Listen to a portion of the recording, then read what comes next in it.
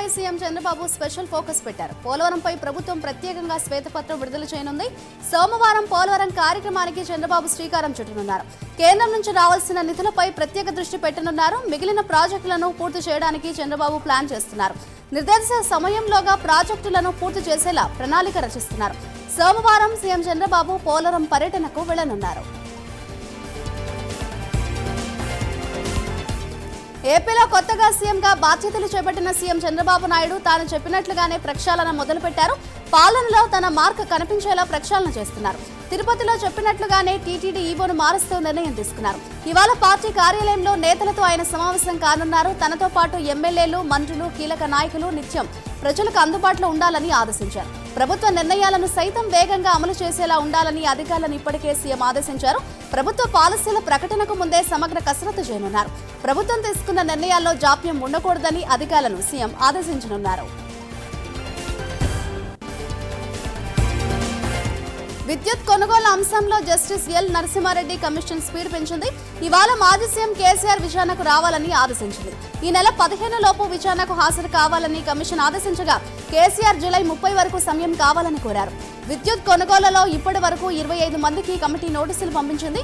25 మంది ఇచ్చిన వివరణను కమిటీ సంతృప్తి చెందకపోవడంతో ఇవాళ కమిషన్ ముందు హాజరు కావాలని తెలిపింది. రాష్ట్రంలో ప్రజలు ప్రశాంతంగా జీవించే విధంగా తమ పాలన ఉంటుందని తెలిపారు హోంమంత్రి మంగళపూడి అనిత.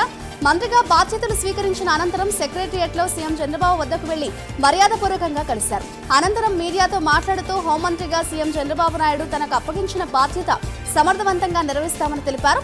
మచ్చలేని పాలన అందించేలా పరిపాలిస్తామన్నారు హోంమంత్రి అనిత.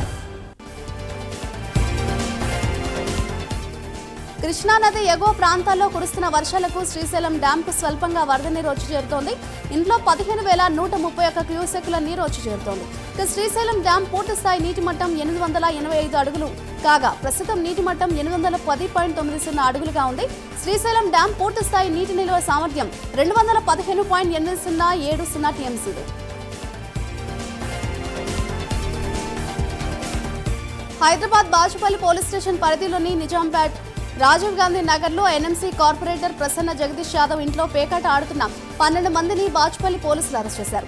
వారి వద్ద నుంచి 1,63,180 రూపాయలు నగదు, 11 సెల్ ఫోన్లు, కాయిన్లు, పేకార్డులు స్వాధీనం చేసుకున్నారు. నిందితులపై కేసు నమోదు చేసి రిమాండ్కు తరలించారు.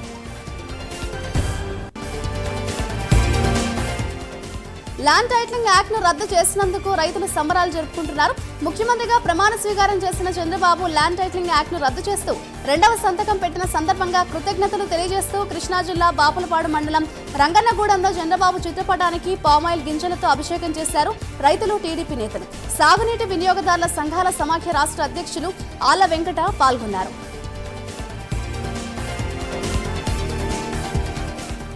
తమిళనాడులోని తిరుపత్తూరు జిల్లాలో చిరుత కలకలం సృష్టించింది. పాఠశాలలోకి చొరబడ్డ చిరుత కొద్దిసేపటి తర్వాత పక్క కాలనీలోకి వెళ్లింది. స్థానికులపై చిరుత దాడికి దిగగా హాహాకారాలు చేశారు.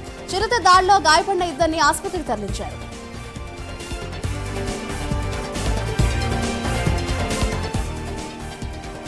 తిరుమల శ్రీవారిని దర్శించుకున్న కర్ణాటక మాజీ ముఖ్యమంత్రి, కేంద్ర మంత్రి కుమారస్వామి ఉదయం సుప్రభాత సేవలో స్వామివారిని దర్శించుకుని మొక్కులు చెల్లించుకున్నారు. ఇక దర్శన అనంతరం రంగనాయకుల మండపంలో టీటీడీ అధికారులు స్వామివారి తీర్థ ప్రసాదాలు అందజేశారు. ఇక అనంతరం ఆలయం వెలుపల కేంద్ర మంత్రి కుమారస్వామి మీడియాతో మాట్లాడారు.